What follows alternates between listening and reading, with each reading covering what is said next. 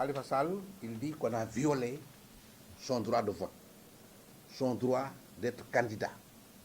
Il a mis en cause le processus électoral. Il dit qu'il devait être candidat. Et vous savez que l'élection présidentielle est comprise dans un temps donné. Le droit de vote, c'est des droits garantis par la Constitution. C'est des droits extrêmement importants. On ne peut pas porter atteinte comme ça au droit de vote, au droit d'être candidat, au droit d'être aux affaires publiques, comme ils l'ont dit.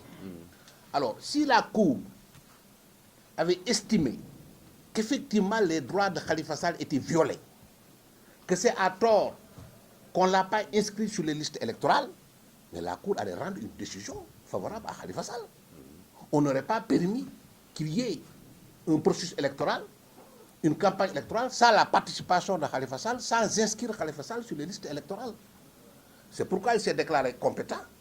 Il a étudié les moyens des partis et ensuite, il a dit, mais en fait, je ne vois pas d'urgence, je ne vois pas une violation manifeste grave qui me permette d'arrêter le processus électoral ou bien d'ordonner l'inscription de M. Khalifa Sall sur les listes électorales. Il y a une jurisprudence abondante de la Cour de la CEDEAO, parce que ce n'est pas le premier cas que la Cour de la CEDEAO a eu à statuer. Parce que le cas de Khalifa Sall, il y avait d'autres cas dans d'autres pays. Parce qu'il y a une crielle de jurisprudence abondante de la Cour qui dit qu'elle ne peut pas s'immiscer dans le processus électoral des États souverains.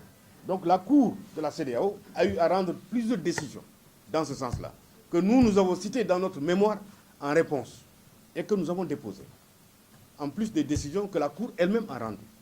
Donc on ne voit pas où la Cour, parce que la Cour de la CEDEAO n'est pas le juge électoral de la CEDEAO. Ce n'est pas un juge électoral. Donc, c'est une juridiction qui est chargée uniquement d'examiner des demandes portant sur de prétendues violations des droits de l'homme. C'est tout.